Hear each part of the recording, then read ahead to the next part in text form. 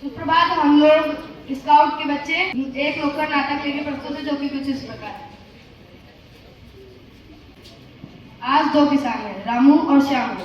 एक जैविक खेती करता है और दूसरा रासायनिक। जल्दी उगाओ ज्यादा कमाओ, जल्दी उगाओ ज्यादा कमाओ, चाहे जमीन मरे आसमान।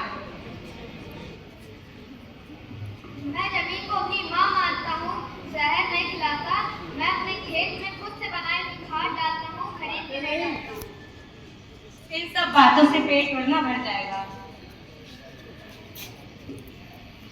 रामू, तुम्हारी खेती के फसलों में जहर है। क्या आपको मालूम है रासायनिक खेती में कितनी जहर होती है? ये यहाँ पर एक रासायनिक खेती के बारे में बताया जा रहा है और एक जैविक खेती के बारे में बताया जा रहा है, जिसमें रासायनिक खेती के खाद में फर्टिलाइजर्स, कीटनाशक, कई सारी दवाइयाँ मिलाई जाती है, जिससे हमारे शरीर में कई सारी बीमारियाँ होती है। क्या आपको पता है छोटे छोटे बच्चों को इसी खाद से उगाए फसल खाने के बाद छोटे छोटे बच्चों को कई सारी बीमारियां होती है, जैसे कि डायबिटीज हो जाती है 10 साल के बच्चों में। और आज के नौजवान लोगों में जैसे 25-25 साल के आदमियों को बीपी की दवाइयों से उनकी मृत्यु हो जाती है।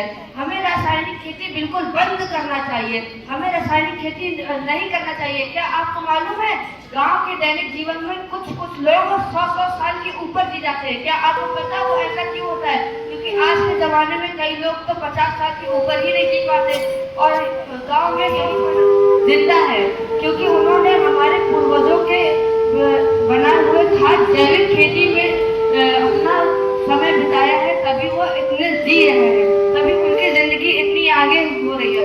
आप अपने गांव पर जाकर देखिए कि वहाँ पर कैसे जैविक खेती की जाती है। इस शहर के जीवन में कुछ नहीं रखा है। आपको गांव जाना चाहिए, गांव के जीवन को अपनाना चाहिए। हमें गांव के जाकर अपना जैविक खेती फिर से चालू करना चाहिए। इस धरती माँ को बंजर होते हुए बचाना चाहिए, क्योंकि आने वाले समय पर यह धरती बंजर हो जाएगी रासायनिक खेती करने पर। अगर आज हम एक बोरी खेत डालेंगे तो कल हमें चार बोरी खाद डालना पड़ेगी। तो हमें रासायनिक खेती बिल्कुल बंद करनी चाहिए और जैविक खेती हमें अपनाना चाहिए। धन्यवाद। माफ कर दो भाई, मुझसे गलती हो गई। अब मैं भी श्यामू की तरह जैविक खेती करूंगा। मेरी जैविक सब्जियां खाकर लोग स्वस्थ हैं और दाम भी अच्छे मिल रहे हैं। जैविक खेती अपनाओ, स्वस्थ शरीर, सुरक्षित रहते एवं खुशहाल भविष्य पाओ। And today we are creating natural compost under the program YLACC. I hope you will like it and learn something new from it. पहले हमें बॉटल लेंगे और उसको इस प्रकार से काट लेंगे। इसके बाद हम सबसे पहले इसमें ड्राई लीफ यानी सूखी पत्तियां डालेंगे।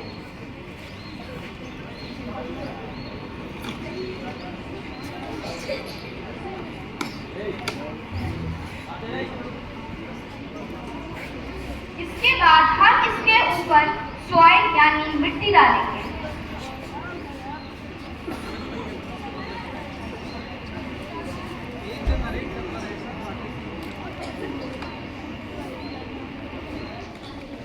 मिट्टी डालने के बाद हम इसके ऊपर न्यू सीड्स डालेंगे। सीड्स यानी फ्रूट या फिर वेजिटेबल्स की छिलके।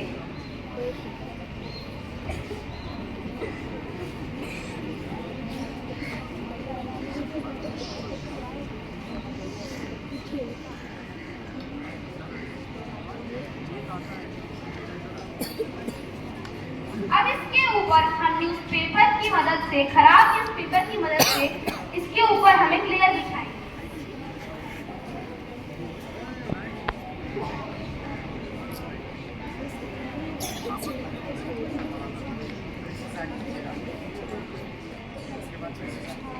अब इसके बाद हम फिर से इसी प्रोग्राम को आगे करते रहेंगे। फिर से हम इसके ऊपर ड्राई लीफ डालेंगे।